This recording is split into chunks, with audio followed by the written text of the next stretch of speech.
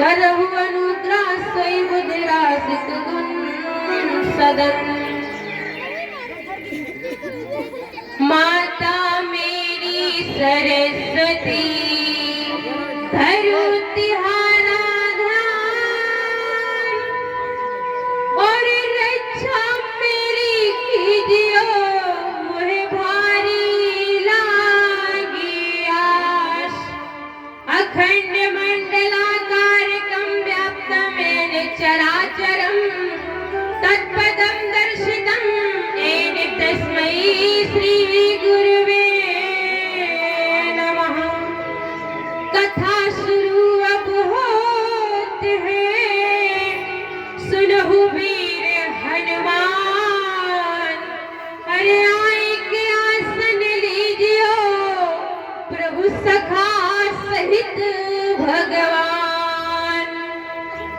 माँ भगवती भगवान भोलेनाथ का आवाहन करते हुए व गुरुदेव का आवाहन करते हुए, इनके चरणों को याद करते हुए, स्पर्श करते हुए व्यासपीठ पर विराजमान श्री सीताराम जी सरकार, लक्ष्मण भरत शत्रुघ्न जी और अनंत बलवंत श्री हनुमंतलाल खाटू श्याम बाबा व ग्रंथ व मेरी माँ भवानी, इनके चरणों को स्पर्श करते हुए व प्रणाम करते हुए व महान संतों के चरणों में भी प्रणाम करते हुए, दृश्य और अदृश्य में भी प्रणाम करते हुए उन संतों को, हे प्रभु, ये जो कथा प्रारंभ होने जा रही है, मैं निवेदन करूं कि हे माँ भगवती जगदम्बा भगवान भोलेनाथ आपका वाहन है, हे ज्ञान रूपी सिद्धि विनायक भगवान यहाँ विराजे आकर के। बोले सच्चिदानंद सरकार की। सभी को सूचित किया जाता है कि ग्राम दुलमपुरा में जो भगवान की पावन चर्चा चल रही श्रीमद् भागवत सप्ताह पुराण कथा का आज तीसरा दिन है। भक्तों को सूचित किया जाता है कि हे भक्तों, आकर के अपने जीवन को कल्याणमय बनाएं, क्योंकि बार बार ना पाइए मनुष्य जन्म की मौज। ये मनुष्य जन्म बार बार नहीं मिलता भैया, और ये तो फ्री का सौदा बिक रहा है। आइए देखते कैसे बिकता है भैया। देखो, शांति बचाओगे तब तो हम सुनाएंगे, नहीं बैठे रहेंगे। ये जो ब्रजेश भैया जी की तरफ से समुद्रा दान भगवान के श्री चरणों में हुआ प्रसाद, और कुछ माताएं भी प्रसाद रख गई थी जब मंत्रोच्चारण चल रहा था, तो भगवान के श्री चरणों में जो प्रसाद अर्पण हुआ है, वह मुद्राएं जो अर्पण हुई, भगवान धन धान से भरपूर रखे, सुखी व संपन्न बनाए रखे और रोजी रोजगार सदा चलाए रखे। ओ भैया, ओ मेरी मैया, टेटे टेटे इतना लड़ो। बोले गुरुदेव की। हाँ, दोस्त में खा के आए हैं। देखो, ये सौदा चल रहा है किसका? बिन पैसे का। अरे कहोगे झूठ बोल रहे हो बाबा, कथा में आए नहीं, सच्ची भगवान का नाम तो बिन पैसे का रहता कि नहीं रहता।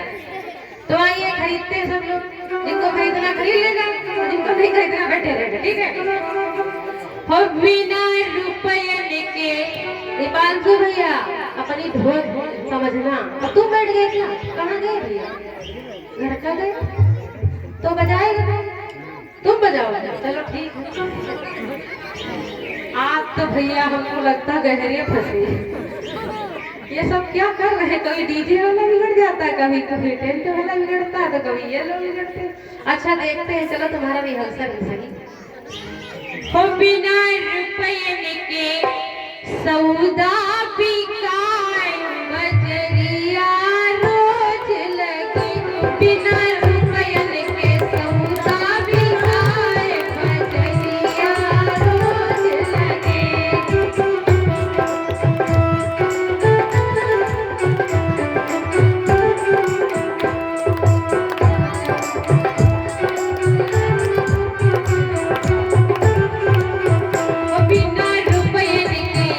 बिना रुपये के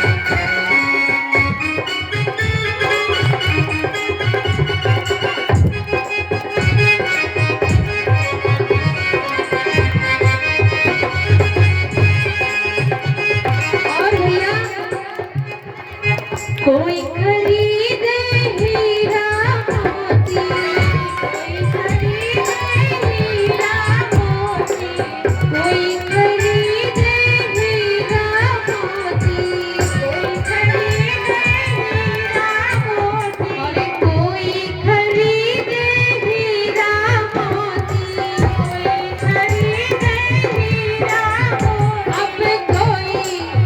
अब कोई खरीदे लाल बजरिया रोज लगे, बिना सोने के सौदा बिगाड़े बजरिया रोज लगे।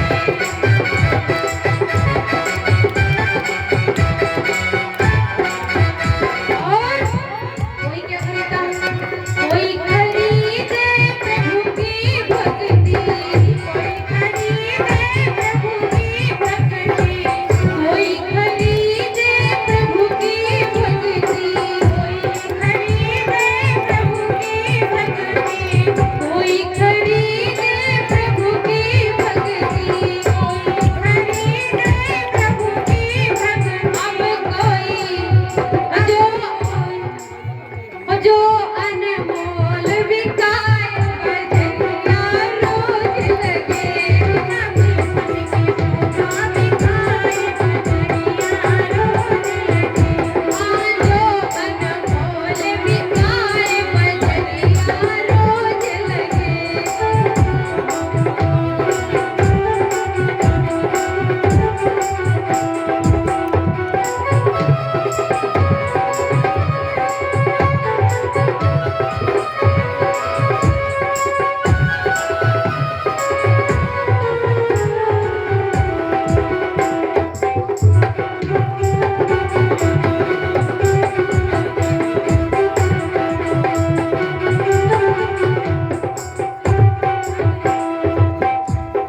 बोलिए सच्चिदानंद सरकार की जय हो। शुरुआत जो गड़बड़ हो जाती है ना तो सब गड़बड़ ही होता रहता है। बोलिए सच्चिदानंद सरकार की जय हो। वैसे इस बच्चे ने प्रयास किया है अच्छा। अब काम हो गई भैया, अब का आगे लगने लगी क्या? इसको शांति करो भैया। हाँ ठीक है। देखो अब आगे तो नवरात्रि आ रहे हैं कि नहीं? हाँ सबको पता है। किसको किसको पता है कि नवरात्रि आ रही है? बस तुम्हीं लोगों को पता है, बाकी इन लोगों को कुछ नहीं पता। सही कहा, इन लोगों को पता है। चलिए आइए एक पल के लिए भगवान का संकीर्तन करते हैं, उसके बाद आओ देखते हैं नवरात्रि आने वाली है, उसके बाद पावन चर्चा की तरफ चलेंगे। तो ये भैया कहाँ चलेंगे? अच्छा लेट गए। चलो अच्छा है, आदि थोड़ा ट्रेनिंग कर लो भैया।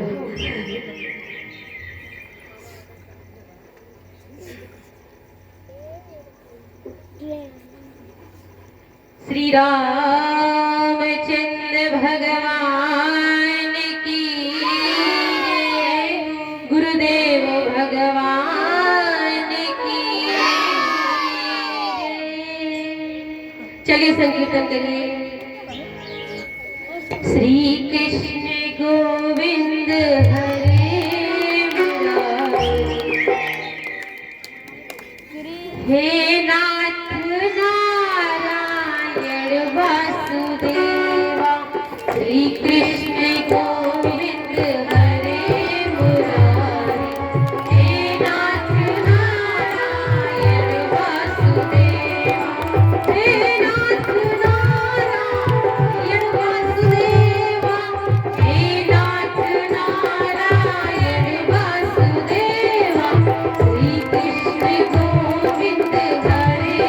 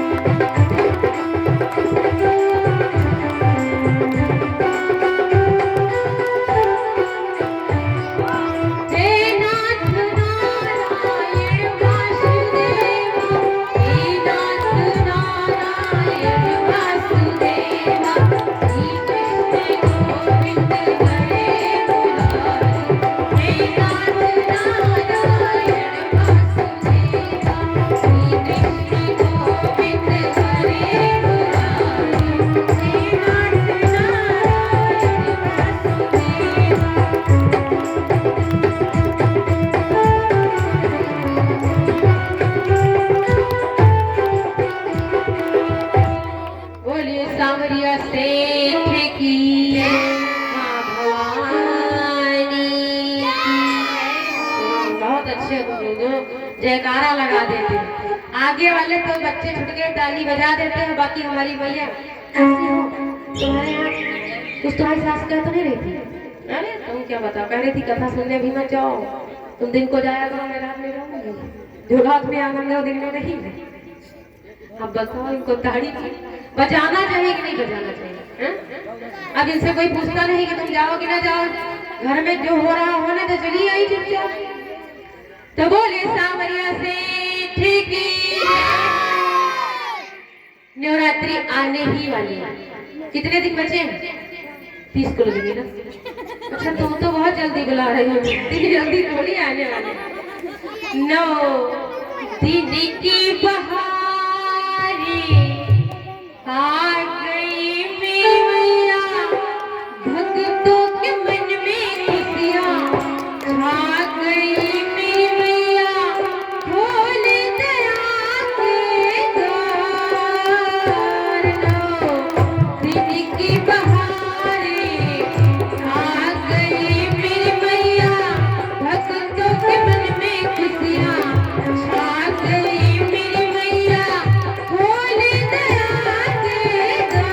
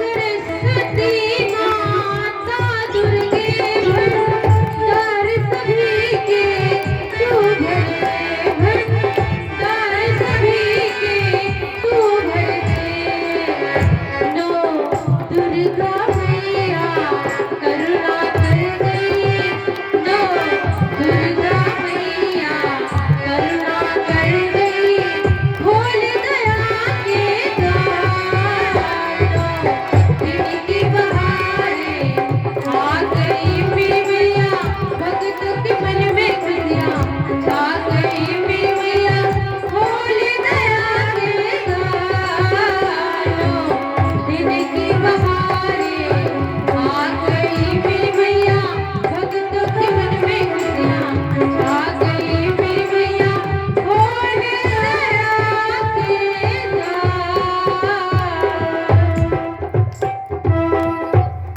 अगर वो भैया ठीक हो जाए तो उनको ले आना। हाँ, क्योंकि ये बेचारा प्रयास तो कर रहा है लेकिन ये नहीं जान पा रहा उठाना कि चढ़ाना है, तो हम यहाँ डिस्टर्ब हो जाते हैं। तो बोलिए सांवरिया सेठ की जय। तो भक्तों, आप लोगों ने दोपहर की पाली में कौन सी चर्चा सुनी थी? अच्छा, पावन चर्चा। हाँ, सही तो कह रही है, पावन चर्चा सुनी थी।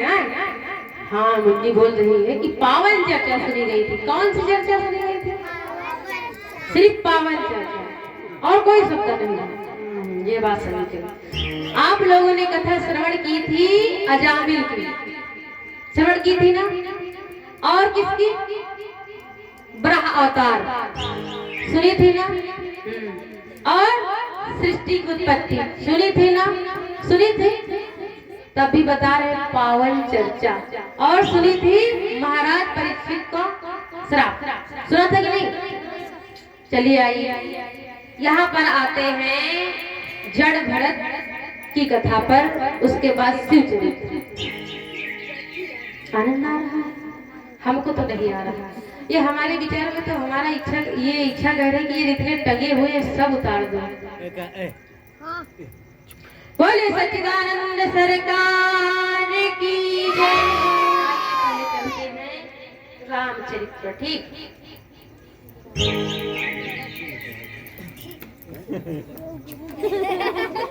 हंसिए मत, हंसिए मत।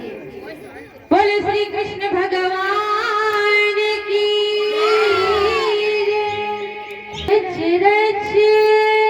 रचना की है रामचरितमानस की। आइए पूरा परिचय देने का प्रयास करते हैं, उसके बाद रामचरितमानस की कथा भी करते हैं। रच कर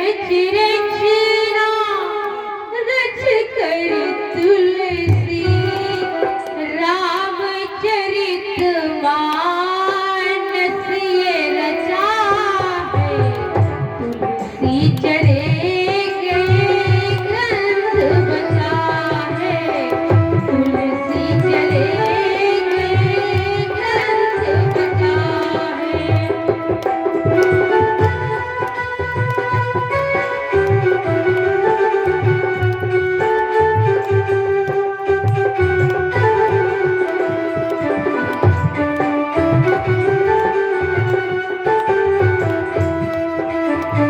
रच रच रचना रच कर तुलसी,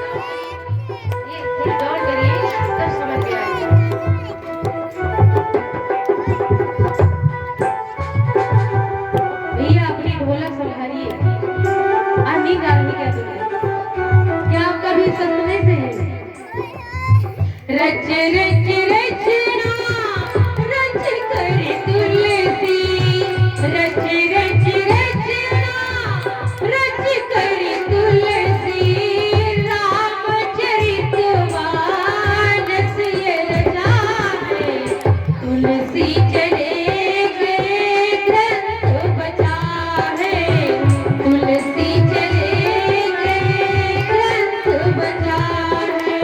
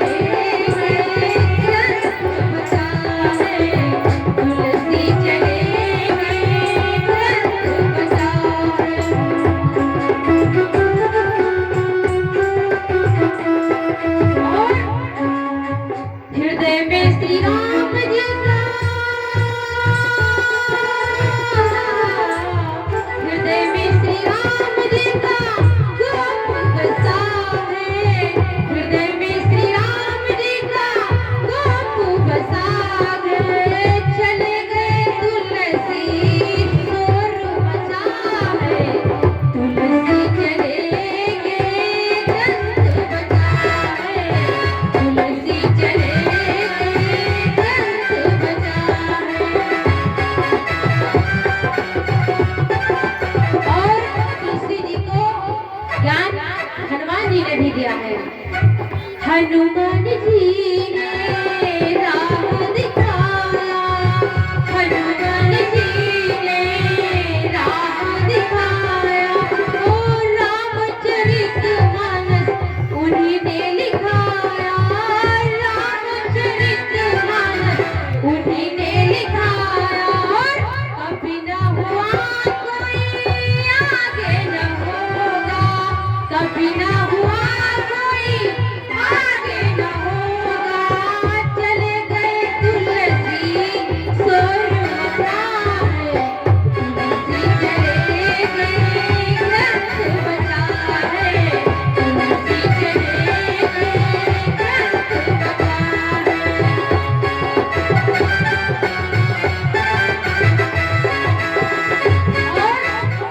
ज्ञान का सागर,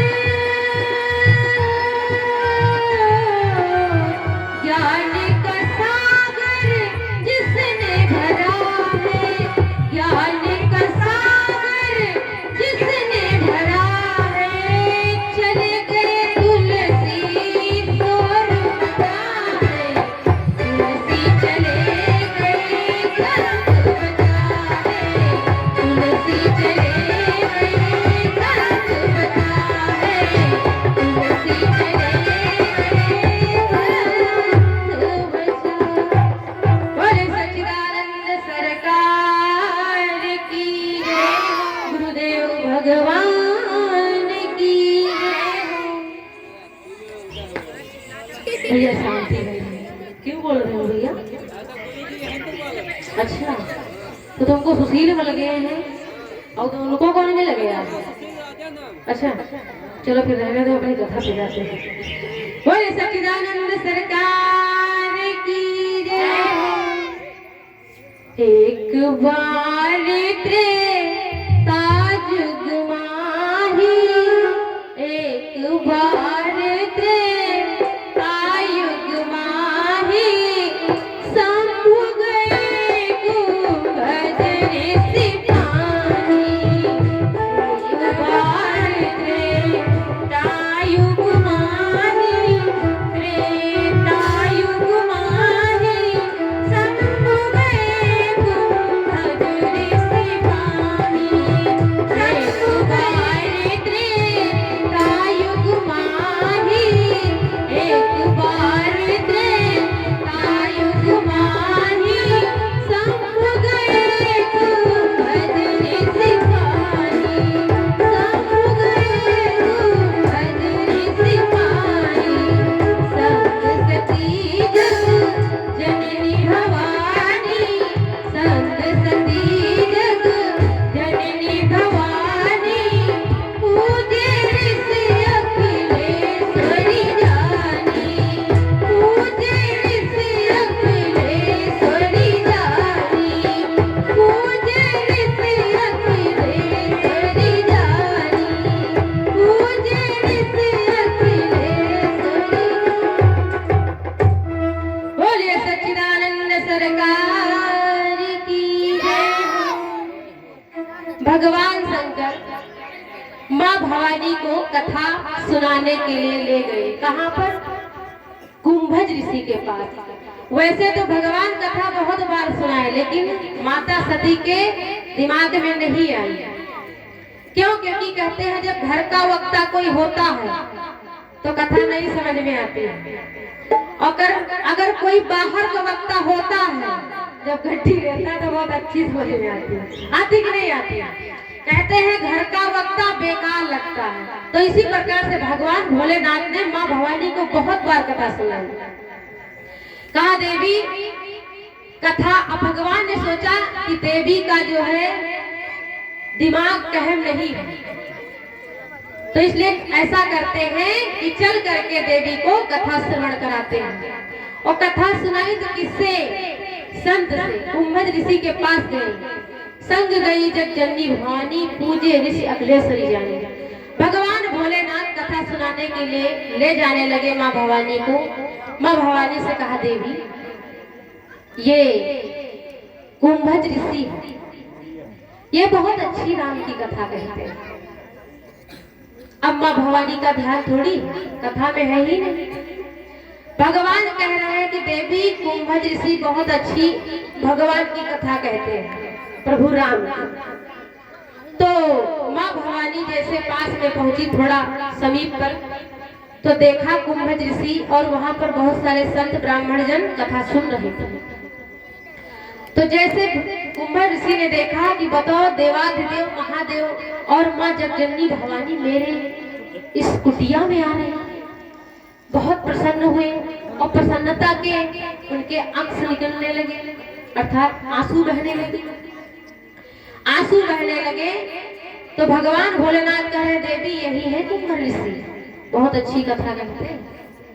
माँ भवानी कहने लगी ये कथा कहते हैं। कहा अरे कहा ये कथा क्या कहते हैं, ये हमको आते ही देख कर रोने लगे और हमको लगता है इनका कुछ नहीं आता, कुछ नहीं आता।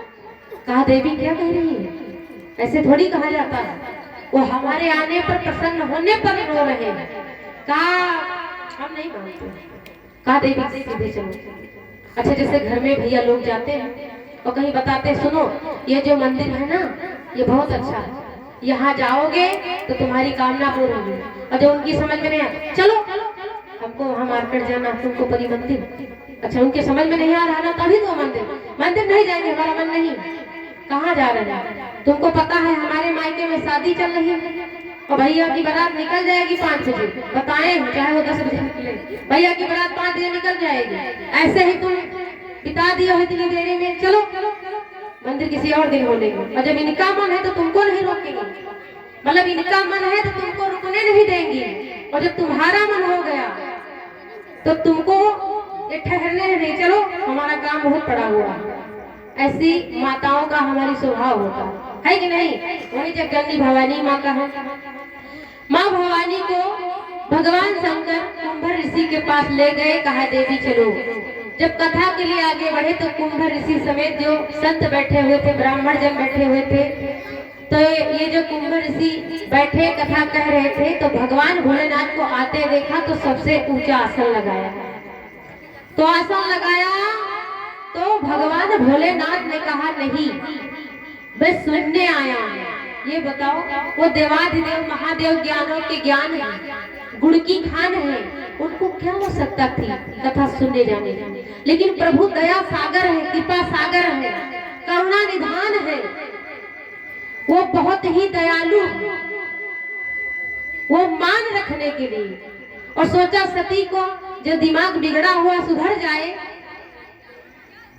इसलिए भगवान लेकर के गए कि कथा इनको श्रवण कराएं।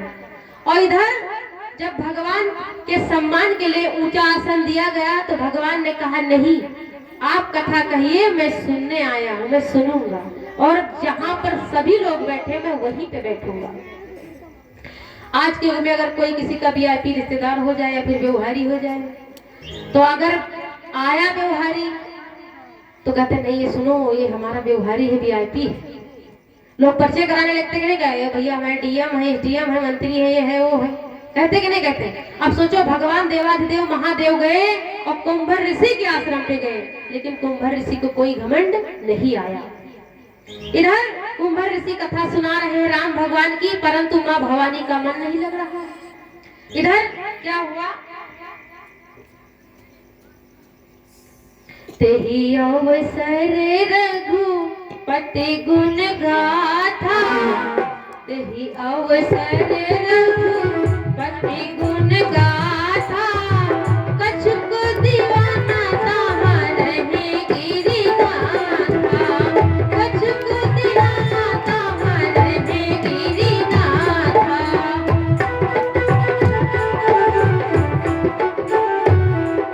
ये जो रामचरितमानस की कथा होती है भक्तों, ये 9 दिन की होती है, कहीं कहीं पे 5 भी हो जाते हैं, लेकिन ये हकीकत में 9 दिन की ही होती है।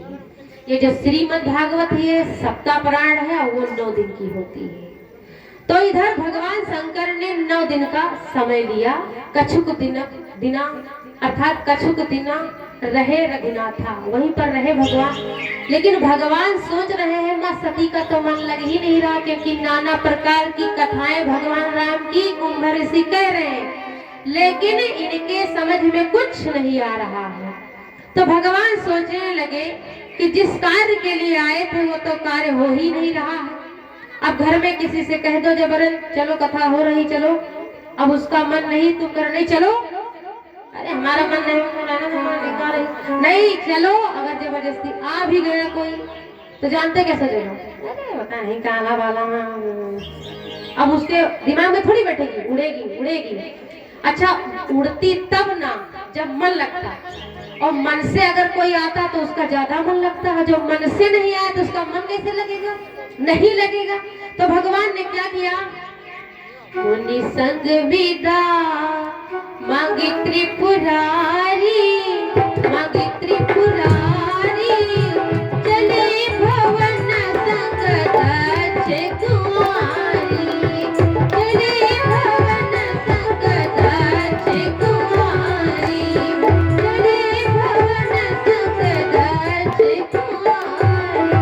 अब बताओ, इतना बढ़िया मान मैया पाई थी, इतना बढ़िया मान की जगत जननी भवानी आई जब आश्रम पे गई थी, लेकिन संत का अपमान कर दिया ना, तब जग जननी भवानी से हट गई, क्या बची, दक्ष कुमारी। अब पिता की पुत्री होकर के रह गई।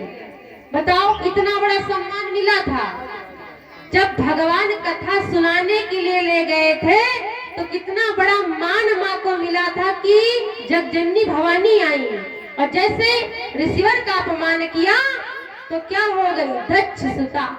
अब दक्ष कुमारी बनकर रह गई कि पिता की पुत्री बनकर रह गई। इधर क्या हुआ, अब इधर भगवान भी लीला कर रहे हैं। इधर भगवान राम जो है क्या हुआ, तेहि अवसर भन जन्म ही भारा, तेहि अवसर भन जन्म ही भारा, हरि रघुवंश लीन अवतारा, हरि रघुवंश लीन अवतारा, हरि रघुवंश लीन अवतारा।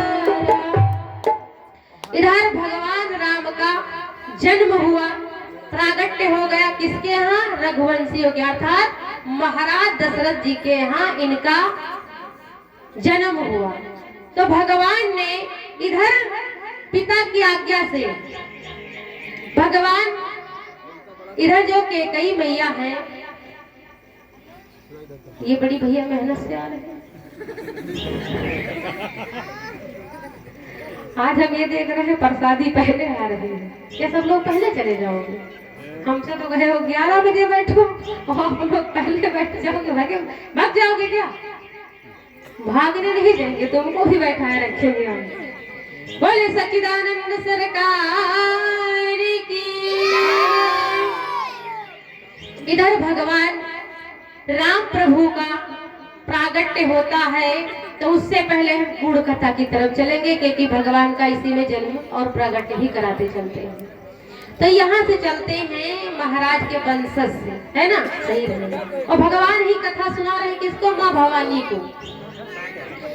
कहते हैं कि जब माँ भवानी ने कुंभर ऋषि का अपमान किया, उधर भगवान राम की कथा अर्थात राम का भी अपमान किया, तो भगवान देवादिदेव महादेव ने कहा, सती अब तुम्हारा कल्याण नहीं, सती तुम्हारा कल्याण नहीं, क्योंकि तुमने संत का अपमान किया, और संत का अपमान नहीं करना चाहिए।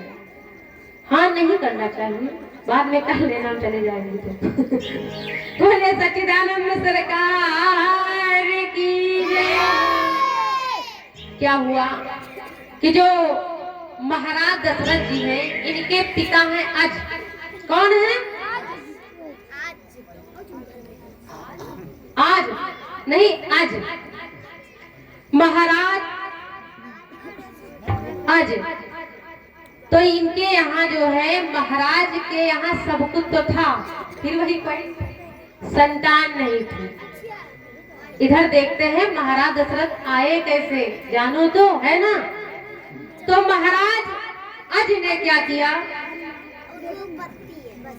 इन्होंने गुरुदेव से यज्ञ करवाया, यज्ञ करवाया, अनुष्ठान करा दिया। उसके बाद जब यज्ञ पूर्ण हुआ तो गुरुदेव ने कहा कि हे अज, अब आप हमको जो है दक्षिणा दीजिए। जब दक्षिणा की बारी आई तो कहा सुनो राजन, गुरु वशिष्ठ जी ने कहा लेंगे तो दक्षिणा, लेकिन तुम्हारी मेहनताना की। अब भैया ये बताओ, राजा लोग क्या कभी काम करते हैं घर पे? ठाठ से बैठते हैं कुर्सी पर, बस ये है वो है, ऐसा है वैसा है, ऐसा ही तो कहते रहते हैं। क्या हुआ? महाराज अज ने कहा हमारी मेहनत का तो गुरुदेव एक सिक्का नहीं है, तो ऐसा करिए आपको गुरुदेव इंतजार करना पड़ेगा रात्रि के लिए, तो हम अवश्य अपना मेहनताना लाएंगे। तो गुरुदेव ने कहा ठीक है, मैं रात्रि ठहरता हूँ, आप हमको व्यवस्था करके दे, और आपके महल का हम नहीं लेंगे, लेकिन लेंगे वही जो तुम्हारी मेहनत का है, वही लेंगे। तो गुरुदेव बैठे रहे, ठहरे रहे। इधर महाराज आज क्या करते हैं, रात्रि की बेला में जाते हैं और जो लकड़ी वन से ले लेते हैं और जाकर के जहाँ लकड़ियां बिकती वहां चले गए। और भोर के पहर में वो लकड़ी, अभी कम्बल ओढ़े, अब कम्बल ओढ़े, ठंडी का पहर हो तो कोई नहीं जानेगा तुम राजा होगी महाराजा, कोई नहीं समझेगा। तो वहां ये देख रहे कि कोई लकड़ी खरीदे तो दाम मिले तो हम गुरुदेव को दे। तो वहां एक व्यक्ति आया, उसने कहा भैया लकड़ी कितने की दे रहे हो? तो महाराज आज भी यही बोल पड़े, भैया जो तुम्हारे, ये सीटी शांत करो इसकी, जो तुम्हारे मेहनताना की हो वो दे दो। जो गुरुदेव ने शब्द कहा था आज महाराज से, वही कह दिए वो भी। तो कहा भैया हमारे मेहनताना का तो सिर्फ एक सिक्का है, लोगे? कहा बिल्कुल लेंगे भैया, ठीक है।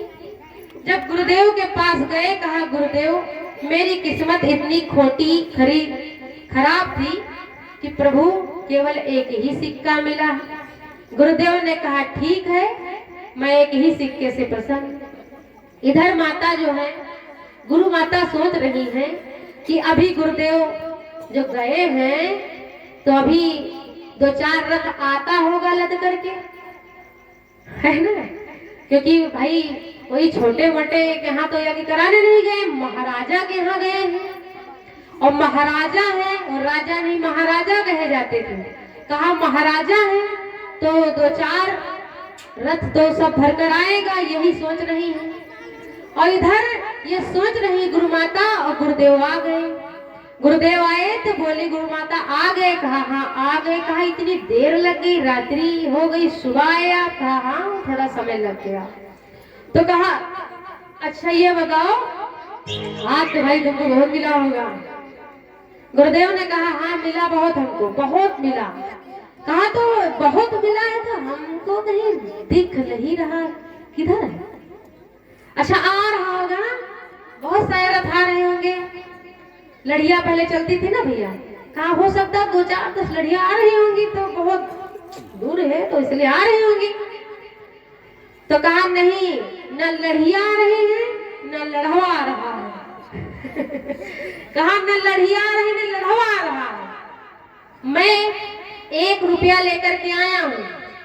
अरे कहा क्या मजाक करते हो तुम भी ना, हमको लगता सठिया गए होगा, मजाक करने लगे हो आजकल। अब बताओ इस उम्र में मजाक कर रहे हो? गुरु वशिष्ठ ने कहा नहीं देवी मैं मजाक नहीं करता, मैं लेकर के आया हूँ, ये लो। गुरु माता ने कहा सच में लाए हो? कहा हाँ।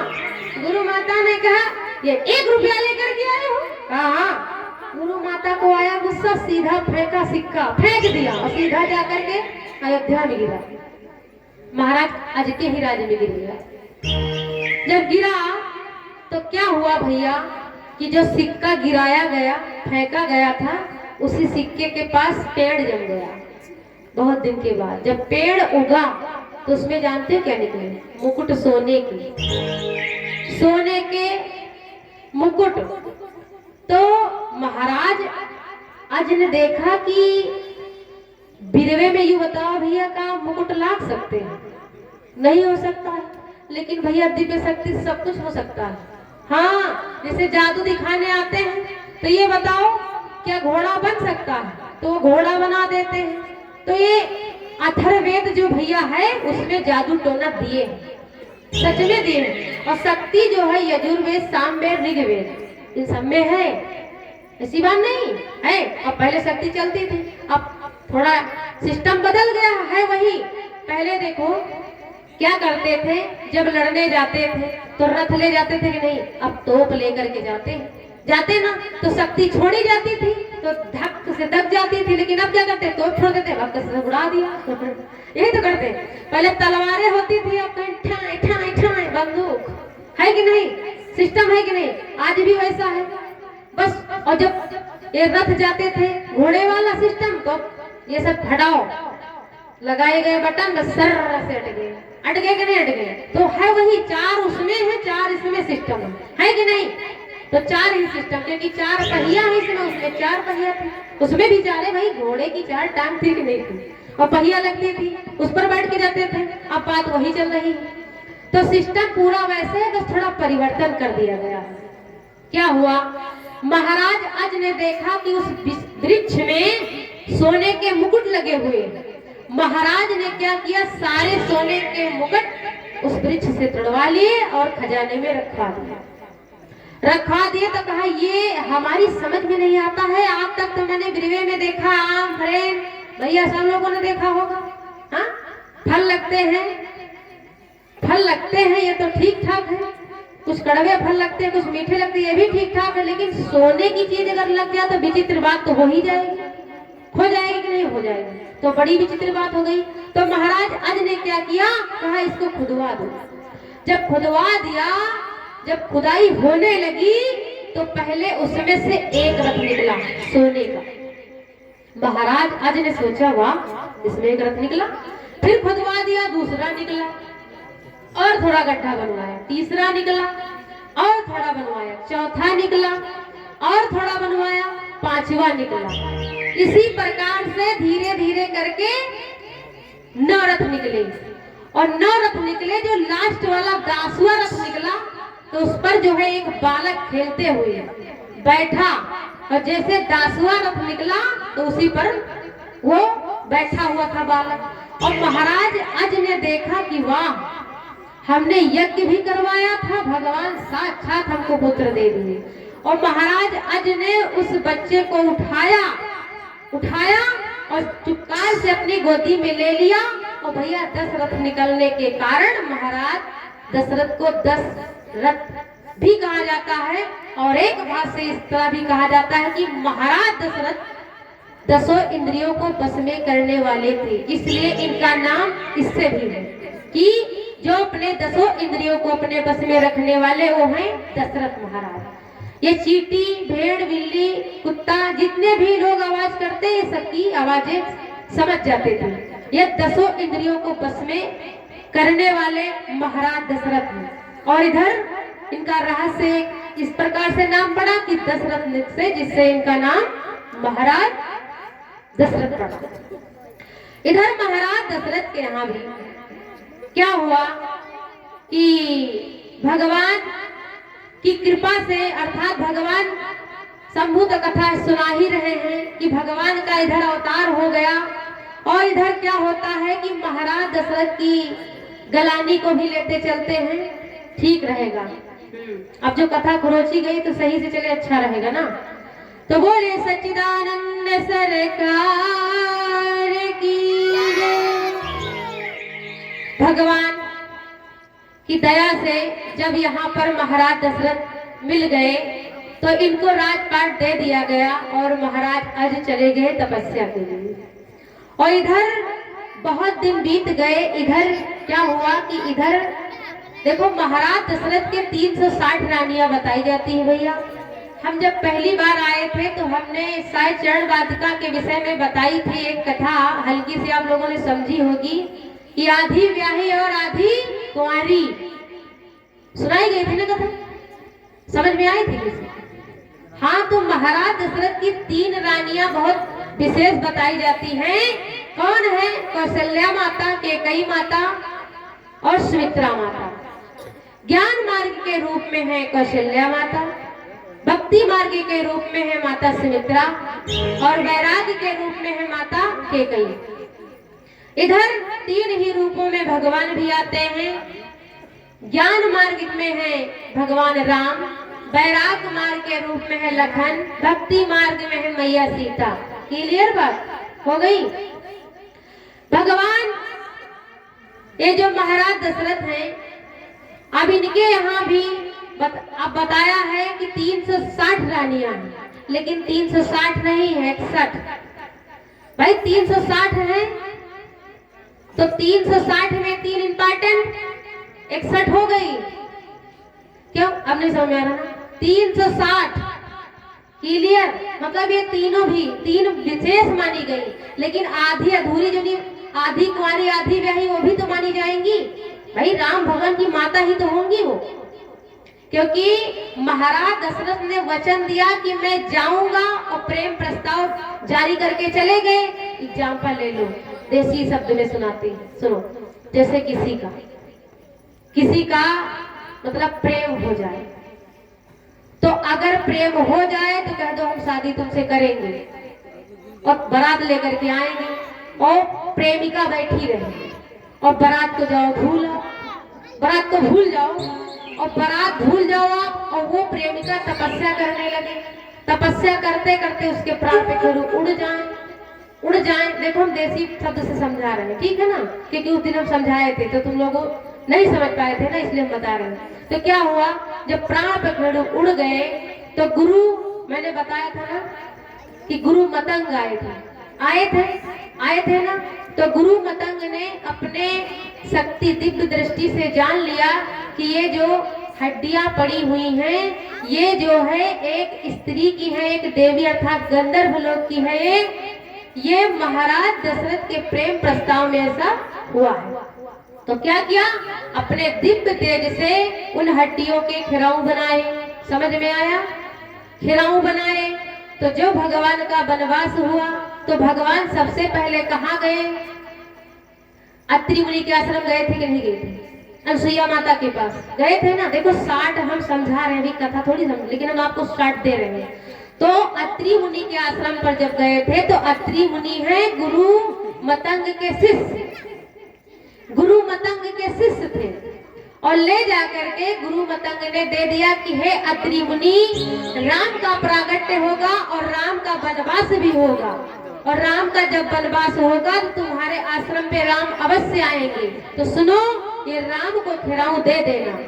तो राम भगवान को अत्रि मुनि जी ने उस खिराऊ दे दिए, और अत्रि मुनि जी ये जो दे दिए थे खिराऊ, तो कहा लखन लाल से कि हे लखन, एक खिराऊ हम पहनेंगे नहीं, अपने पांव में नहीं डालेंगे। कहा माता और पिता का हम मान रखेंगे, माता और पिता का हम मान रखेंगे।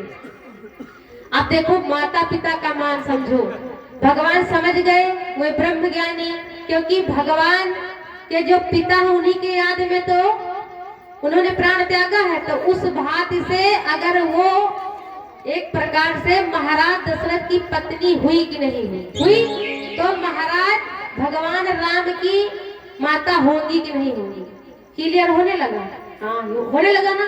तो इस प्रकार से भगवान ने क्या किया, जब भगवान पंचवटी में थे, चित्रकूट में जब थे, तो भगवान ने महाराज ये जो है भरतलाल प्रभु को दिया था खिराऊ कि जाना इनको व्यासपीठ अर्थात गद्दी पर ही रखना जहाँ पर पिताजी बैठते थे, और जाओ इन चरणों को स्पर्श करके राज चलाना। तो समझ में आया? आधी ब्याही और आधी अधूरी हो गया। ठीक, बोले सच्चिदानंद सरकार की जय। इधर महाराज दशरथ के यहाँ सब कुछ तो था, सब कुछ था, और महाराज एक वैरागी थे भैया, जिसकी 10 इंद्रियां अपने बस में हो, लेकिन कभी कभी 10 इंद्रियां वाले भी धोखा खा जाते हैं, ज्ञानी को भी धोखा खाना पड़ता है। अब यहाँ महाराज दशरथ धोखा खाना शुरू हो जाएगा। भी महाराज दशरथ को भी धोखा हुआ है 4 बार। इधर महाराज दशरथ को ये कुछ लोग कहते हैं कि महाराज दशरथ ने विवाह किया है 3-3 तो इसलिए कि संतान नहीं हो रही थी। ये बात गलत है, बिल्कुल गलत। हाँ बिल्कुल गलत। क्यों? क्योंकि भगवान परमात्मा कब तुम्हारे घर आ सकता है बताओ? अगर 3 बातें होंगी तभी तो भगवान आएंगे भैया। ज्ञान, वैराग्य, भक्ति। तो इन तीनों में से अगर एक भी किसी के पास है तो भगवान आएंगे, और जहां ये 3 हो गई तो भगवान चले भी जाएंगे। काम, क्रोध, मद आया बस चले भी जाएंगे। तो इधर ज्ञान मार्ग पे मैंने पहले ही बताया कि कौशल्या माता है ना, और ये सुमित्रा माता है वैराग्य, और ये जो कैकेयी माता है ये है भक्ति मार्ग पर है कौशल्या माता, ज्ञान मार्ग पे है कैकेयी माता, और वैराग्य पे है सुमित्रा माता। अब यहाँ पर तीनों है कि नहीं?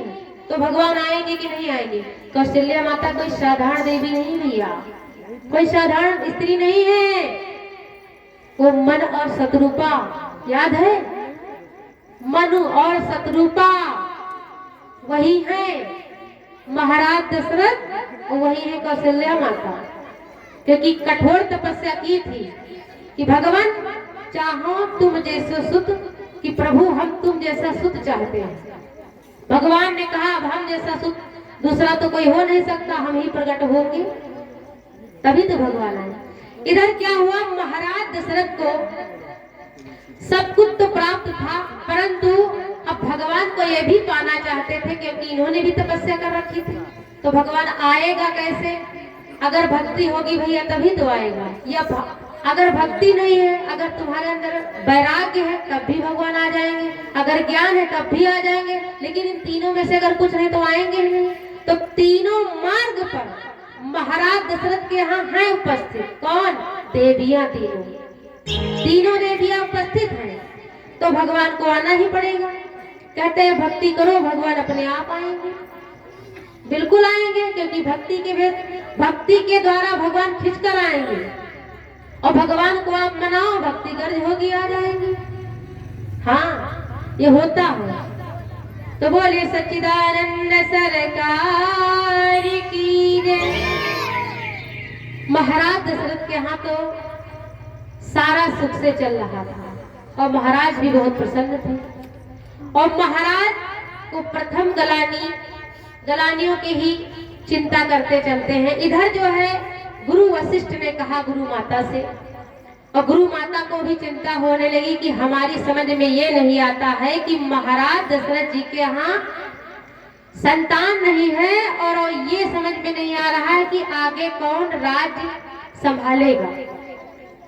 तो गुरुदेव से कहने लगी माता अरुंधति कि आप महाराज दशरथ को समझाते कि नहीं, क्यों नहीं है?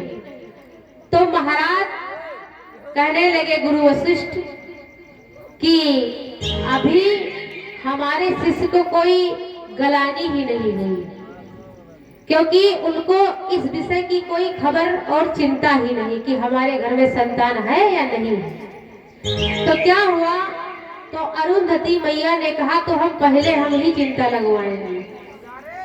तो क्या करती हैं, अपने पुत्र को ले जाती हैं महल में, और ले जा करके बैठ जाती हैं। और जब महाराज दशरथ आते हैं तो क्या करती हैं, अपने पुत्र को, छोटा पुत्र है ना, चुटकी काटती है। और चुटकी काटी, अच्छा किसी को चुटकी काटोगे तो रोएगा नहीं, बड़ी तेजी से बच्चा रोने लगा। बड़ी तेजी से जब बच्चा रोने लगा तो महाराज दशरथ ने कहा मैया, हे गुरु माता ये बच्चा क्यों रो रहा है? कहा ये आपको रो रहा है, कहा हमको रो रहा है, कहा हाँ, और अपने भाग्य को रो रहा है, कहा अपने भाग्य को रो रहा है, कहा हाँ, कहा ये तुमको देख करके रो रहा है, अपने भाग्य को कोस करके रो रहा है, कहा वो कैसे मैया? कहा इसलिए ये सोच रहा है कि हमारे पिताश्री थे तो आप थे, लेकिन अगर हम बड़े हो जाएंगे तो हमारे बाद तो कोई रहेगा ही नहीं, तो हम कौन से पुरोहित कहे जाएंगे, कोई हमको नहीं जानेगा। कहा इसलिए रो रहा। तो महाराज दशरथ को भैया पहली गलानी वहां हो गई। दूसरी गलानी महाराज दशरथ और ये जो इंद्रदेव इनका बहुत अच्छा मिलाप और मित्रता भी थी। तो क्या थी, और इंद्र तो छली थे भैया। इंद्रदेव के यहाँ इनका आना जाना था स्वर्ग से पृथ्वी तक। ये कोई पैदा थोड़ी हुए हैं भैया, प्रगटे हैं रथ पे। और सुनो, परिवार में 3 लोग प्रगटे हैं, समझते जाओ, ध्यान करते जाओ। पहले महाराज दशरथ प्रगटे, दूसरी सीता मैया प्रगटी, तीसरे भगवान राम प्रगटे। प्रगटे कि नहीं प्रगटे? तो ये 3 लोग प्रकट हुए हैं। तो ये है ब्रह्म, जो जन्म ले तो वो मनुष्य होगा, और जो प्रकटे तो वो मनुष्य नहीं हो सकता, वो ब्रह्म माना जाएगा। इधर महाराज दशरथ इंद्रदेव के वहां गए और बड़ा हाव भाव हुआ, अच्छे से जलपान नाश्ता पानी सब हुआ, गले भी मिले, सब हुआ। और लौट करके इंद्रदेव के यहाँ से जब आ गए महल को, और महल को आए तो बड़े सोच के में बैठे कि हमारा मित्र देखो कितना अच्छा है। और उधर से देव ऋषि नारद चल दिए। श्रीमन नारायण नारायण नारायण, श्रीमन नारायण नारायण नारायण,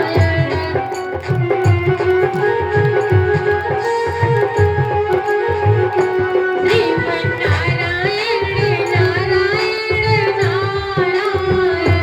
श्रीमन नारायण नारायण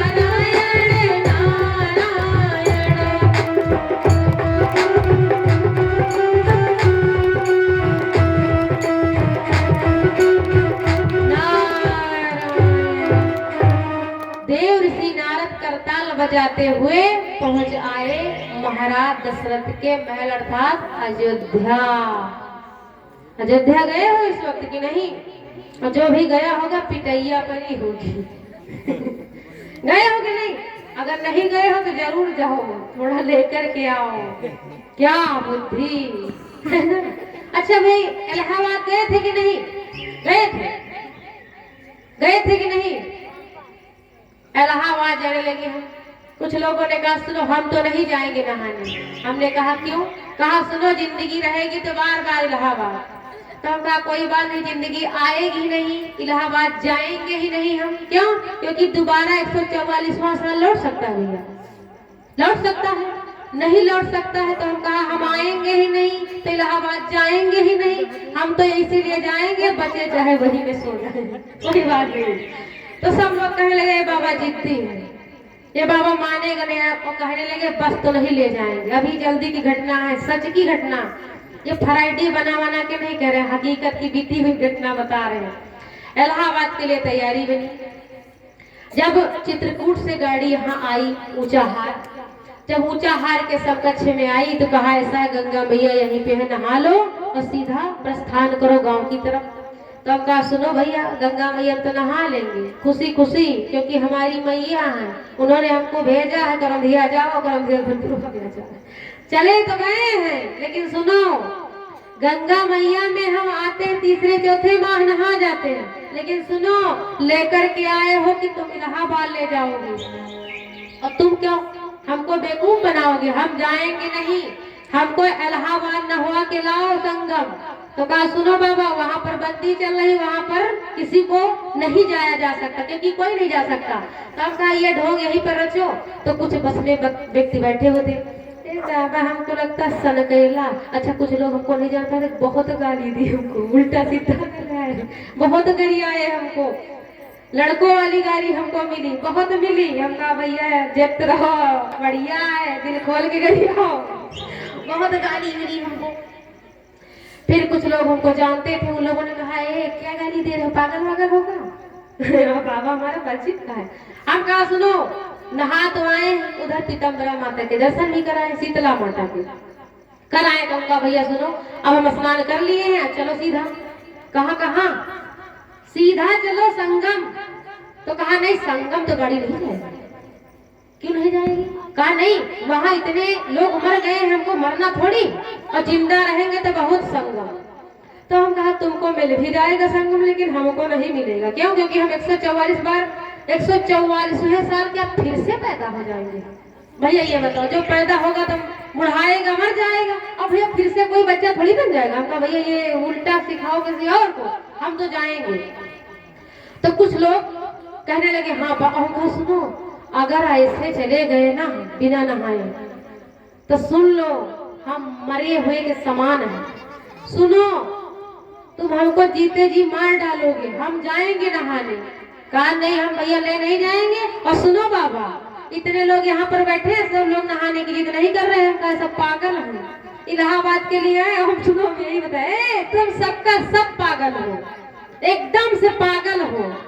कहा काहे पागल? हमने कहा हो पागल।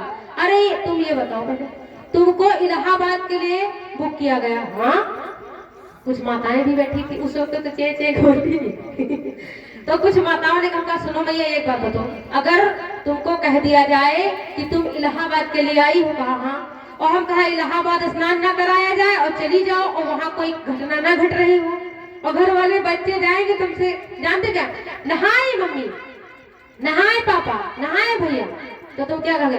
नहीं वहां पर जाते तो, लेकिन वहां बहुत लोग मर गए थे।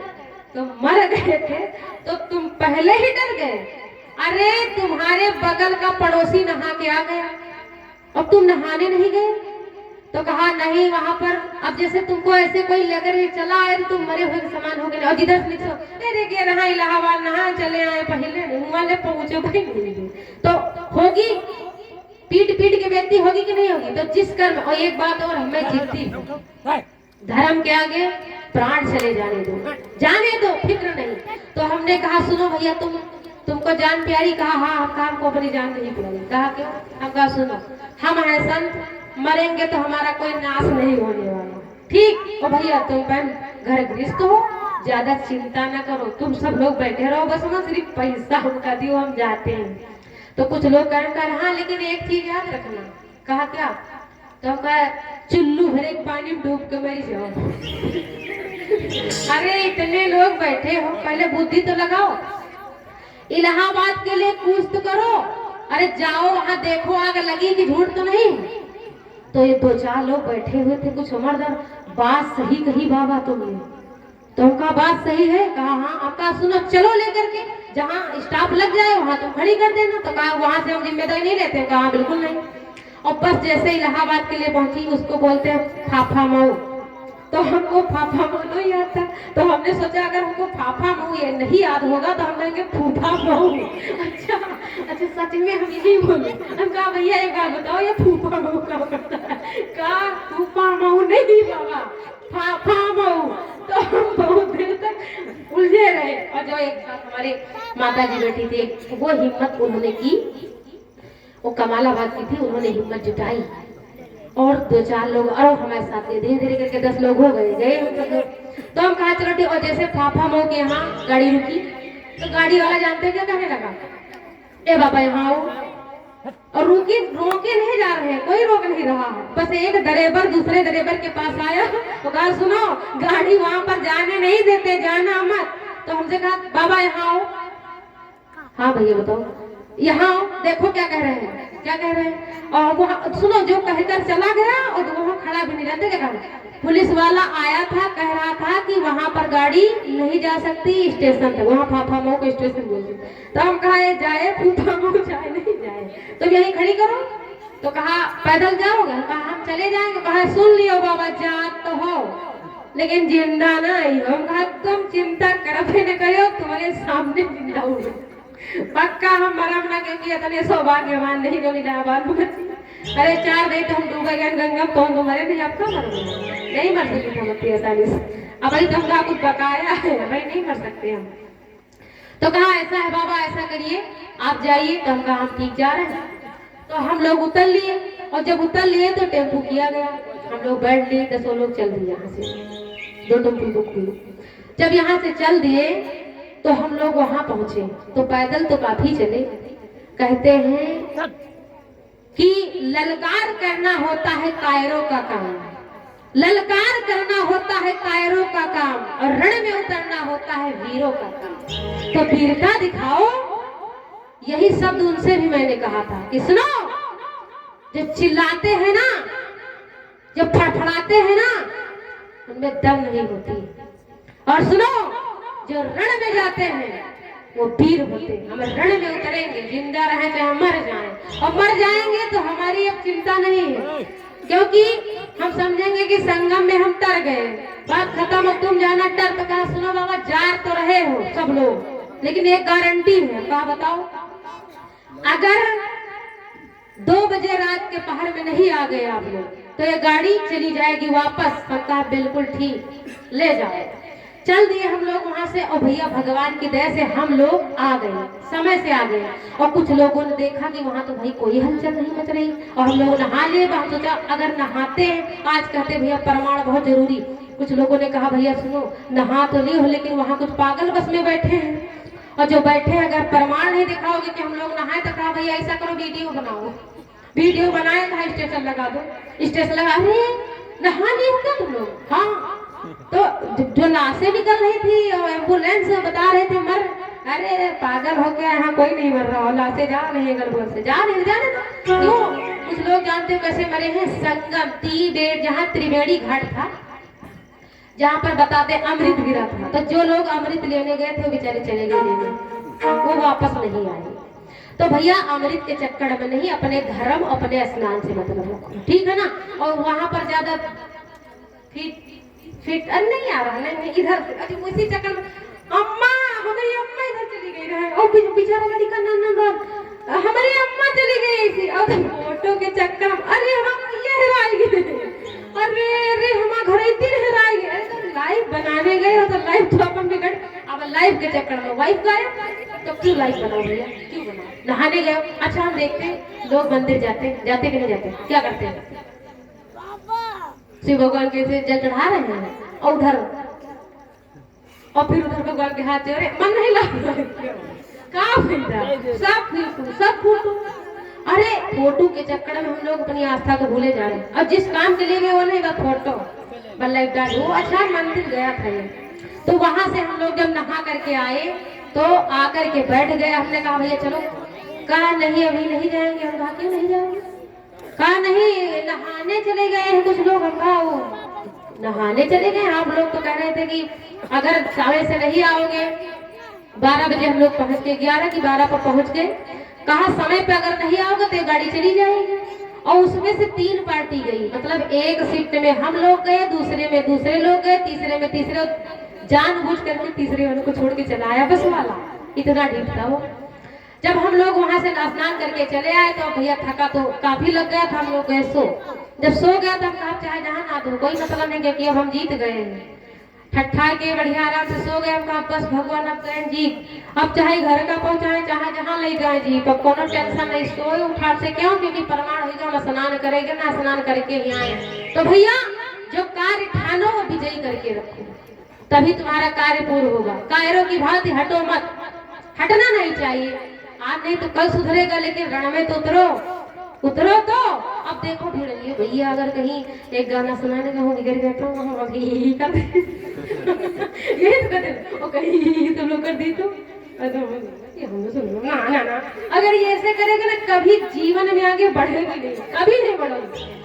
ऐसा नहीं, अगर आप कोई कार्य करने जाते हो, पढ़ाई करने गए, अरे हमारी हिंदी तो सही नहीं, और कहीं मास्टर उठा दिए पढ़ो पढ़ो पढ़ो, और कहीं सब लोग देख रहे होंगे तो अरे इनको तो बिलो नहीं लिखना आता है, हिंदी नहीं पढ़ना आता है, चुपचाप बढ़ हमने पढ़ना मास्टर चादरा मारो। बस वही लोग फेल होते हैं। सही बात बता रहे हैं, वही लोग जीवन में फेल होते रहते हैं, जीवन भर गलत पढ़े, जीवन भर ही मिला गलत लिखे। हो सकता है आज भी कुछ क्लियर न हो अच्छे से, लेकिन कभी हार नहीं मानी। जिद पर हमने सब कुछ पाया है, लेकिन हाँ धर्म की जिद की, अधर्म पे कभी नहीं चलेगी, अधर्म पर कभी नहीं चलना चाहिए, और अधर्म की जय भी नहीं होगी। जीत होगी तो सत्य की और धर्म की, और कांटे चाहे जितने लग जाए।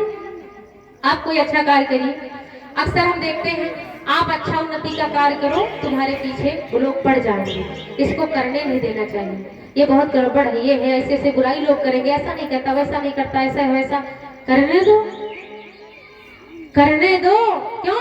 क्योंकि हाथी तो अपनी चाल में चला जाता है और कुत्ते भूखते रहते हैं। करो फिक्र फिक्र। हाथी चला गया। तो यही होता उन्नति लोगों का कार्य। चिल्लाने वाले चिल्लाते रहेंगे, तुम बढ़ो आगे। और जब अभी इसी बात पर एक संवाद छोटा सा आया। एक बार मेढकों का झुंड था, मेढकों का झुंड था। तो उसमें जो है एक मेढक था बहरा, एक बहरा था। तो एक मेढक जो है क्या हुआ कि जो है एक बार बहुत पानी आ गया। कहाँ? जमीन पर बहुत ज्यादा जब जल आ गया तो पर्वत पर सारे मेढक चढ़ने लगे। जब सारे मेढक चढ़ने लगे तो कुछ मेढक जो है जाए बट्टे पर से गिर जाए। और वो जो ऊपर वाला मेढक था जो आगे आगे चल रहा था, थोड़ा और पहले तो पीछे था फिर आगे आगे चल रहा था, वो जाता जा रहा था। वो सोच रहा था, ये मेढक चिल्ला रहे थे टर टर अपनी आवाज में कि वहां मत जा, गिरेगा तो मर जाएगा, तेरी हड्डी नहीं मिलेगी। अब वो सोच रहा, कह रहे चलते जाओ चलते जाओ। वो बहरा था ना, उसको सुनाई नहीं पड़ रहा था। सारे मेढक चढ़ते चढ़ते धीरे धीरे करके सारे के सारे ढेर नीचे आ गए। और वो मेढक चलता गया चलता गया चलता गया। वो जैसे पीछे देखे वो समझ रहा था कि कह रहे हैं चलते जाओ, वो पीछे से आ रहे हैं। और वो यहाँ चिल्ला रहे हैं, उतरा मत जा, मर जाएगा, गिरेगा तेरी हड्डी भी नहीं मिलेगी, उतरा, गिरेगा तेरी हड्डी भी नहीं। वो सुने कहाँ, वो धीरे धीरे करके चढ़ गया। और जब चढ़ गया तो सीधा चोटी पे जा पहुंचा। जब पहुंच गया तो सीधा एकदम समतल। अब वहां से जमीन मिलती है भैया, पहाड़ से भी जमीन मिलती। जब गया तो मंजिल क्यों पा सका जानते हो? क्योंकि वो बहरा था। अगर समाज में कुछ बनना है, ऊंचे उठना है, तो पहले तो आप बहरे हो जाओ।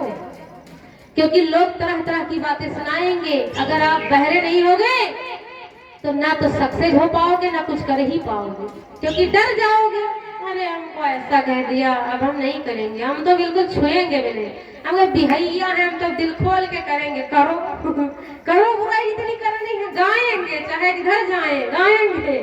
अब जिधर भगवान के देखो व्यासपीठ पर कोई बड़ा से बड़ा ही क्यों न कथावाचक है, कोई कितना बड़ा ही क्यों न ज्ञानी है, लेकिन भगवान जो बुलवाएगा बोलोगे तो वही, अपनी मर्जी से तुम नहीं बोल सकते। कितनी भी अच्छी तैयारी करके बैठो लेकिन तुम बोल नहीं सकते, जो भगवान बुलवाएगा वही बोलेंगे। इधर क्या हुआ भक्तों कि महाराज दशरथ को पहली गलानी तब हुई और दूसरी गलानी यहाँ देव ऋषि नारद जब आए महाराज दशरथ के पास, तो क्या देखे हैं महाराज दशरथ जो है बहुत सुस्त बैठे हुए हैं और अपने मित्र के विषय में सोच करके उनके टप टप आंस गिर रहे हैं। आंस गिर रहे तो सोचे अब बताओ ये महाराज दशरथ को क्या हो गया। कहा महाराज कैसे हैं, ठीक हैं? तो पहले तो याद कैसे थे, तो फिर देव ऋषि नारायण ने कहा ठीक है, फिर ऐसे बैठे। अब जो किसी की याद बिछड़ जाती है तो क्या है, जो कुछ देर बाद उसके तो थप्पड़ लगा होता तो समझता है कमा है कौन मारा। तो महाराज दशरथ के जब थोड़ा हिलाया तो महाराज, अरे महाराज आप कब आए? अरे हम तो बहुत देरी से खड़े हुए थे। महाराज ये बताइए ये आंस आपको क्यों गिर रहे हैं? अरे कहा मेरा मित्र है, इतना मुझे चाहता है, इतना प्रेम करता है कि मुझे अपना से भी ज्यादा मानता है, अपनत्व से भी ज्यादा मानता, मानो उसकी आत्मा हमारी आत्मा एक जैसी है। देव ऋषि नारद बोले कौन मानता है तुमको? कहा इंद्र। अरे कहा छलिया इंद्र तुमको मानता है? कहा अरे कहा महाराज वो तुमको मानता नहीं, वो कपटी है, महाकपटी। कुछ लोग भी कपटी होते, तुम्हारे सामने तुम्हारी जैसी करेंगे, दूसरे के सामने दूसरे जैसी करेंगे। कपटी है कि नहीं? तुम ऐसा नहीं, अरे भैया तुम बहुत अच्छा काम कर रहे हो, बहुत अच्छा नीक लागत है, आप पढ़ते जाओ, ये हो जैसे अरे बजबे का क्या कल नहीं बैदहा आएगा तो कहीं दिन आप देखो भैया बेइज्जती कर रहे हैं। आप बताओ ऐसा करना चाहिए हैं? और वही सामने कह दो उसकी भी बेइज्जती करो, उसकी तो ठीक है, लेकिन बेइज्जती क्यों डालोगे? फिर बढ़ाई क्यों करते हो? किसी के पास गए उसकी बेइज्जती करते हो, ये तो अच्छी बात नहीं है। बेइज्जती करो ही मत। अगर उसके मुख पर उसकी बेइज्जती कर रहे हो तो वो जानते क्या समझेगा कि ये हमारे पास तो बेइज्जती कर रहा है उसकी, तो क्या हमारी बख्शेगा? हमारी भी करेगा। चापलूसी कहते हैं चुगलखोर से सदा दूर ही रहना चाहिए।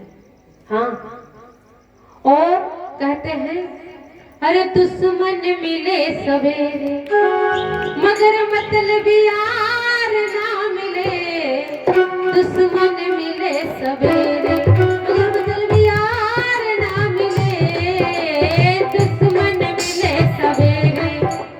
और इसलिए कहते हैं कि मतलब यार ना मिले, क्यों? क्योंकि दुश्मन ठीक है, वो वार नहीं, तुम्हारे सामने ही तो वार कर रहा है, लेकिन ये क्या कर रहा है? और इधर राधा माता की बता गया है अरे प्रीत पड़ोसी से अच्छी है, भोर होत नैना मिल जाए,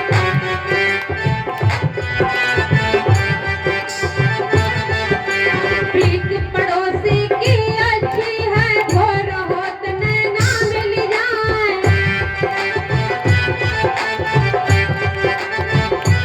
देखो, प्रीत अगर करो पड़ोसी से तो भोर होते नैना मिल जाते हैं, तो कहते हैं प्रीत पड़ोसी की अच्छी होती है, और ज्यादा बड़ी प्रीत भी नुकसानदायक होती है।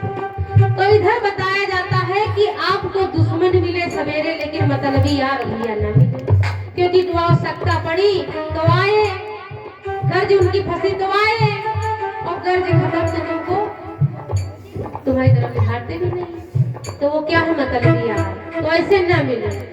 और इधर भैया बता दिए देव ऋषि नारद महाराज, तुम किस भ्रम में हो कि तुम्हें वो मित्र मानता है और तुमसे अपनत्व प्रेम करता है? नहीं करता है वो प्रेम, छली है, छली कपटी है वो। कहा नहीं, मैं नहीं मानता ऐसा, मेरे मित्र के विषय मत कहो। कहा नहीं, अगर मेरी बातों पर यकीन नहीं है तो चल करके आप देख लो।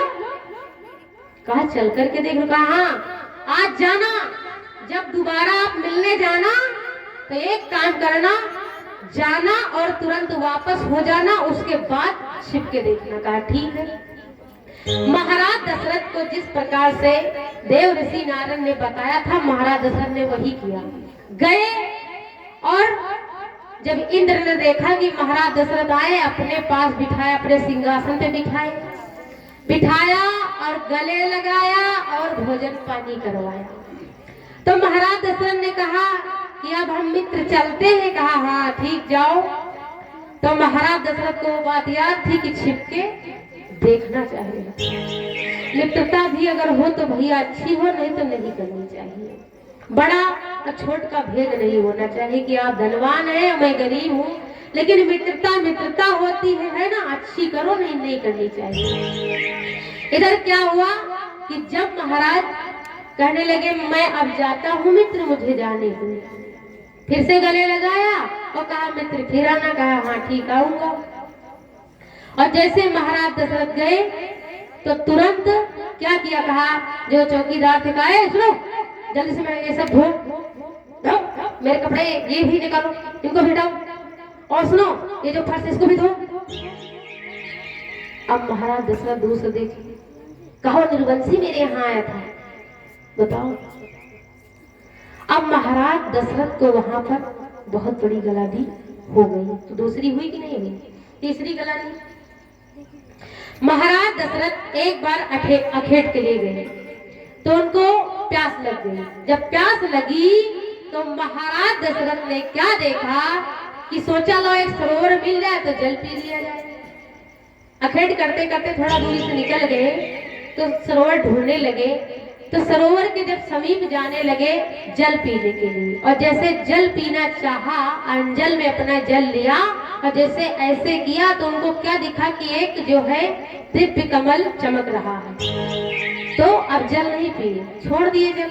तो सोचा बताओ सरोवर में इतनी घनघोर सरोवर है और इतना दिव्य पुष्प चमक रहा है।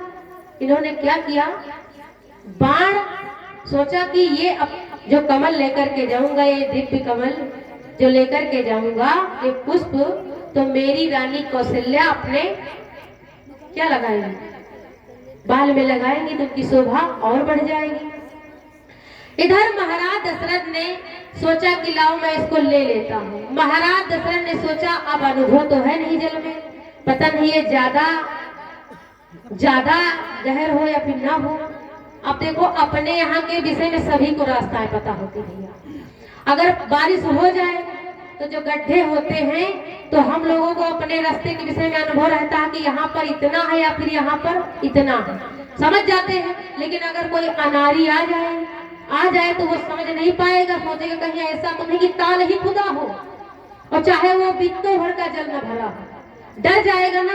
तो महाराज दशरथ ने सोचा तिलना देखो ठीक नहीं है इसमें, क्योंकि अनुभव नहीं है कि कितना जल है और कितना नहीं है। तो महाराज दशरथ ने क्या किया, अपने तरकस से बाण निकाले और चला दिए, और जैसे तीर चलाए वो जो दिव्य पुष्प था वो नीचे चला जाए, जैसे तीर जाए पास तैसे नीचे चला जाए। इसी प्रकार से धीरे धीरे करके महाराज दशरथ बहुत देर तक तीर मारते रहे, लेकिन वो पुष्प नीचे चला जाए और फिर ऊपर आ जाए। अंततः जब महाराज दशरथ परेशान होने लगे तो महाराज दशरथ से वो पुष्प बोल पड़ा, हे राजन तुम निर्वंशी हो, हम तुम्हारे हाथ नहीं आ सकते। महाराज दशरथ को वहां गलानी हो गई गलानी महाराज दशरथ को। और इधर महाराज दशरथ अयोध्या नगर में रह रहे थे, और यहीं पर एक हिंसक जीव आ गया उसी समय में, और हिंसक जीव को मारने के लिए भाई प्रजा में उथल पुथल मच गई। जैसे कुछ समय पहले बोल रहे थे चीता छूटा था ना, तो यहाँ पर अब आज के युग में सिक्योरिटी आती है, कहते हैं वन विभाग वाले आए हैं, लेकिन पहले राजाओं का काम था, वो अपना निपाटते रहते थे। बात वही चल रही है, वो जाल बिछाकर पकड़ना, बंदूकें चलाना वहां था, सीधा तीर मारना, निशाना देना। तो इधर महाराज दशरथ ने उस हिंसक जीव को मारने के लिए वन में गए कि मैं इसको मार दूंगा। और इधर उसी समय में श्रवण कुमार जो थे, ये जो है अपने माता पिता को यात्रा करा करके सभी तीर्थों की अयोध्या वापस आ चुकी थी। इधर क्या हुआ कि श्रवण कुमार की माता ने कहा, पुत्र मुझे प्यास लगी, मुझे जल पिला दे। कहा ठीक है मैया। और सरयू मैया में बताया जाता है कि वहां पर ये महाराज छिपे हुए थे, और जैसे सरोवर में जल के लिए अच्छा कोई पात्र डालोगे तो खलबलाएगा, तो जैसे जल के लिए इन्होंने पात्र डाला, लोटा डाला, जैसे डाला तो क्या हुआ, महाराज दशरथ ने सोचा कि यह हिंसक जीव जल पीने आया, वही वो जीव जल पीने आया है। तो इन्होंने क्या किया, देखा नहीं, बिना देखे ही तीर मार दी। जब तीर मार दी तो श्रवण कुमार को लगी, और जो श्रवण कुमार को लगी तो श्रवण कुमार बोल पड़े, हाय राम। इधर श्रवण कुमार को जब तीर लगी तो बड़ी तेजी से चिल्लाए, तो महाराज दशरथ बहुत तेजी से घबरा गए कि मैंने सोचा कि हो सकता है कोई बाघ होगा, लेकिन मैंने बिना देखे जब तीर मारा तो वहां हमको लगता कोई मनुष्य था। दौड़ करके महाराज दशरथ गए, और जब गए महाराज दशरथ तो वहां जाकर के देखा श्रवण कुमार थे। तो श्रवण कुमार को तीर लगी, और श्रवण कुमार ने कहा, अरे हत्यारे, तूने मुझे तीर क्यों मार दिया? मैं तो अपने माता पिता के लिए जल लेने आया था। महाराज दशरथ ने कहा, मुझे क्षमा कर दो, मैंने जानबूझ के तीर नहीं चलाया था, क्योंकि हिंसक जीव यहाँ पर आया था, मैंने सोचा वही आया होगा और मैंने इसलिए तीर मारा। तो ये जो है श्रवण कुमार, इनके तो प्राण पे फिर उड़ गए। वो कहा, सुनो महाराज, मेरे माता पिता प्यासे हैं, उनको ले जाओ, जल पिला दो।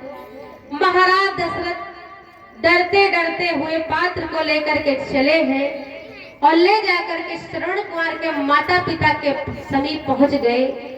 जब पहुंचे तो माता पिता अपने पुत्र की चाल समझ जाते हैं। तो कहा, बेटा श्रवण आ गए, लाओ बेटा जल पिला दो। अब ये बोले नहीं। कहा, बेटा आओ, अभी आगे बढ़े नहीं। तो कहा बेटा खड़े क्यों हो श्रवण, बेटा श्रवण। अब महाराज दशरथ चिल्लाए, नहीं श्रवण नहीं आया। कहा तो तुम कौन हो, श्रवण कहाँ है? कहा श्रवण को तीर लग गई। कहा तीर लगी, मेरे बेटे श्रवण को तीर लग गई, किसने मारा? कहा मुझ पापी से तीर लग गई। और श्रवण ऐसा करो आप जल पी लो। तब श्रवण कुमार के माता पिता ने कहा अरे हत्यारे, अरे दुष्ट, अब तेरा जल हम कैसे पिएंगे, अब बिना पिए ही हम मरेंगे। और बोल पड़े, कहने लगे वही मेरा एक सहारा था, तूने भी छीन लिया। बोल पड़े श्रवण कुमार के माता पिता, कैसे जिएंगे राजड़ा, सरवन से हम बिछड़ के।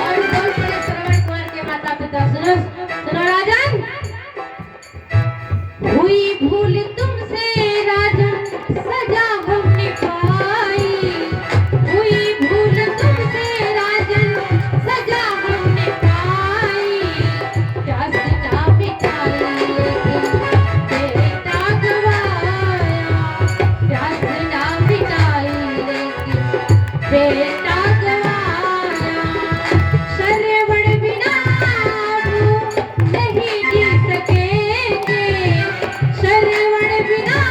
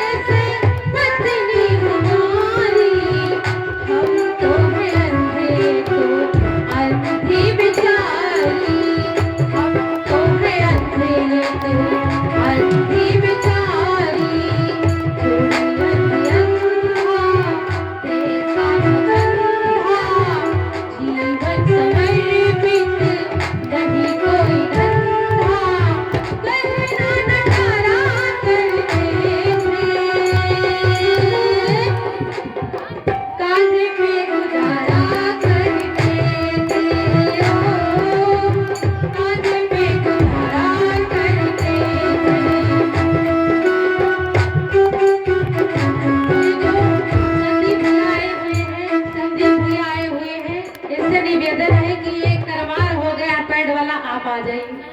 आइए आइए भैया, आइए आइए, बच्चा थाम रहा, आइए आइए, वो बच्चा बीमार हो गया, आइए। हाँ आइए, आओ आज ससुराल में अपने फिर दिखाओ भैया, आइए। हमको अभी पता चला कि आप आ गए हो तो कहा चलो ठीक है, महान कार्य आप भी कर दो थोड़ा।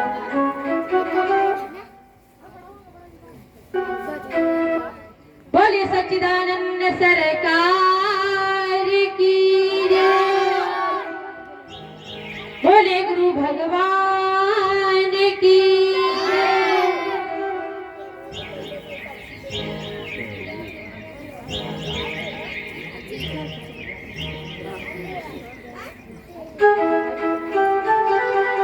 चलिए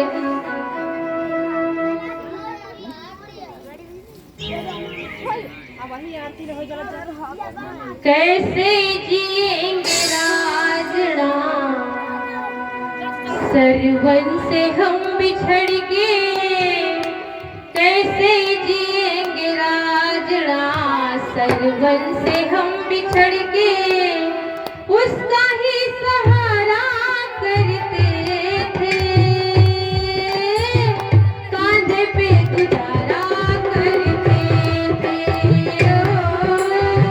कांधे पे गुजारा करते थे,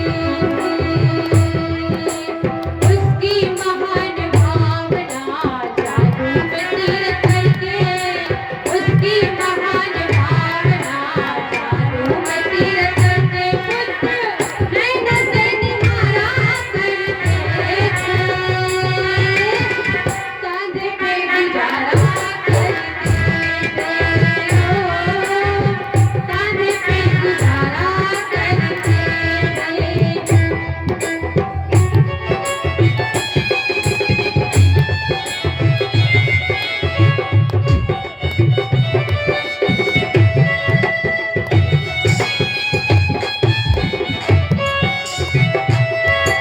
और कहा दोनों ने, सुनो राज महाराज सुनो, पुत्र शोक में मैं सुनो मर रहा हूँ, पुत्र शोक में मैं सुनो मर रहा हूँ, तुम भी करोगे ऐसे कह दे रहा हूँ, तुम भी करोगे ऐसे कह दे रहा हूँ।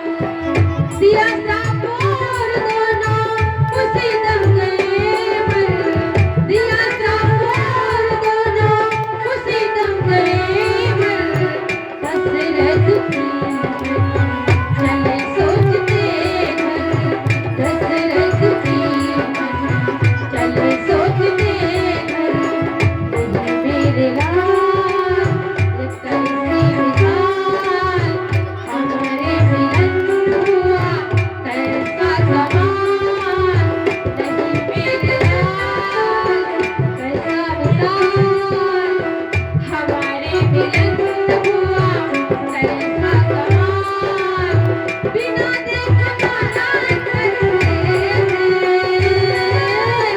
कांधे पे गुजारा करते थे, कांधे पे गुजारा करते थे, ऐसे जिएंगे राजना, सरवन से हम बिछड़ के, ऐसे जिएंगे राजना, सरवन से हम बिछड़ के, उसका ही सहारा करते थे, कांधे पे गुजारा करते थे, कांधे पे गुजारा करते थे, कांधे पे गुजारा